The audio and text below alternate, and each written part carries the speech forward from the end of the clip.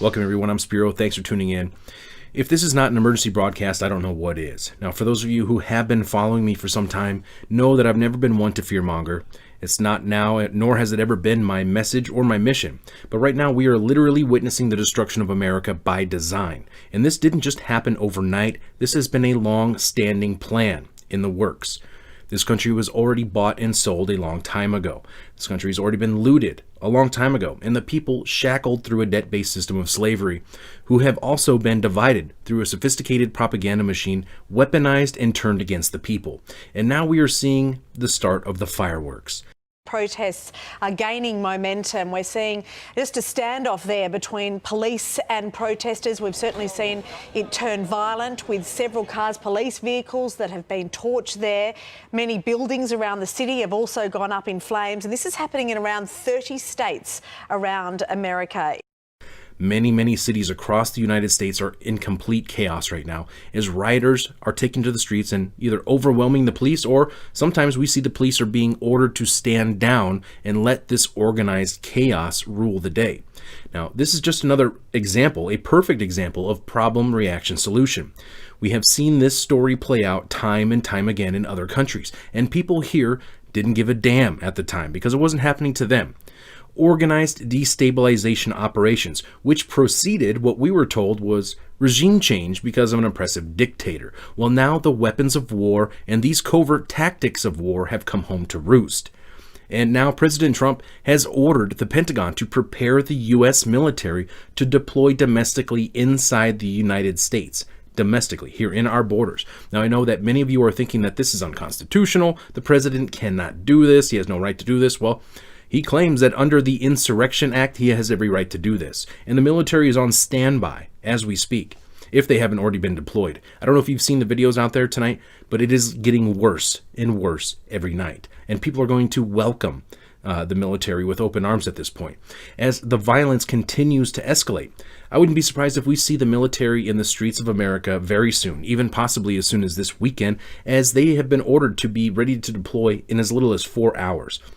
Now, the headlines are saying that Trump could deploy the military to Minneapolis, but do not be fooled. Once this can of worms is opened up, it will spread across the nation very quickly, and people will beg for it at this point. And if you see the videos out there that are circulating tonight, it is extremely disturbing. Most of these videos are on Twitter. They don't last very long on places like YouTube, as they are filled with extreme violence. As we see here, the U.S. military is currently monitoring protests in at least 7 different states. Now, they would not be monitoring these protests if they weren't already drafting plans to in preparation to deploy there. I'm not saying they are for sure, but the writing is on the wall at this point. And today we have U.S. Attorney General Bob Barr admit that these protests are being organized. He basically insinuated that this is an organized attack against America, not from Russia or something like that, but basically from within. Unfortunately, with the rioting that is occurring in many of our cities around the country, the voices of peaceful protest are being hijacked by violent radical elements.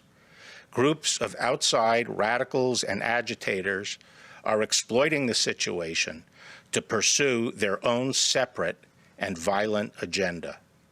In many places, it appears the violence is planned, organized, and driven by anarchic and left extremist groups, far left extremist groups, using Antifa-like tactics, many of whom travel from outside the state to promote the violence.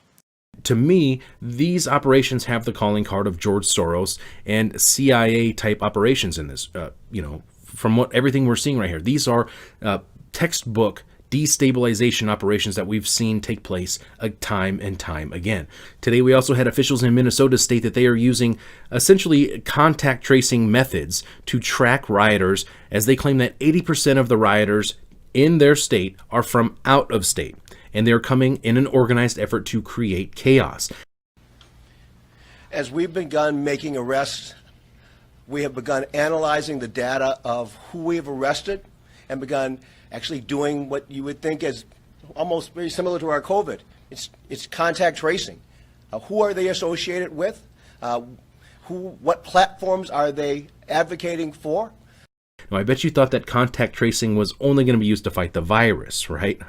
Well, probably not. I'm sure some of you have, everyone watching probably has seen through this already, but it sure didn't take long for these new normals, these new methods to become the new normals, as they're already being used against the public, the general public. But don't worry, it's only to catch the bad guys. And you know what? The people are going to welcome it. Go on Twitter and watch these videos, and you might think, you know what? Maybe we do need the military in here, because it is getting ugly out there. Now, I just had Richie Allen on my show today, and we did a deeper dive in this whole topic, this whole scenario on a macro level. Make sure you guys tune in that report and check it out. And also follow me on Twitter if you want to see some of this crazy footage. I don't put out all of it. Some of the stuff is just too graphic, and it's hard to even watch some of this stuff, to be honest with you. The extreme ultra-violence that is taking place. And we see that this country and the civil unrest is just growing and growing, and the police-state response, it's there, but at the same time, there's a big lack. I mean, the police can't be everywhere all the time, and you know what? Do we really want them to be?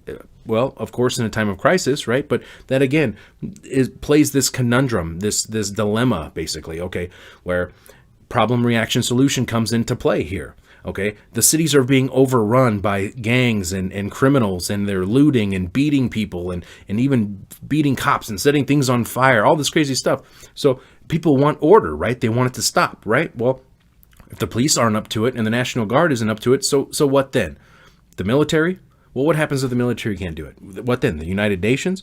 I mean, this is a slippery slope, and no doubt about it, even government officials at this point are clearly stating that this is being organized, okay? This is not grassroots. This is not because the policeman killed George Floyd, okay?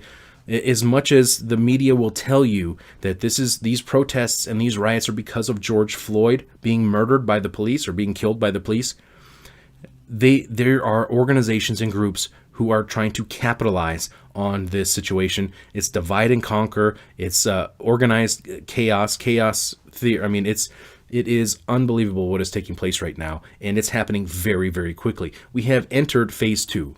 I truly believe that this is phase 2 of a takeover operation. Yes, the U.S. seems to be the main target right now, but this is a global takeover operation. If you've not already started to prepare and get ready, I would like to think that it's never too late, but surely time is running out. I'm not trying to scare everybody or anybody at all right now, but you really have to be prepared, be dependent from the system. If you think that this is bad right now, imagine how bad it would get if and when food shortages start to take place, as they are shutting down food packaging plants, all across the country. Food processing plants have been shut down.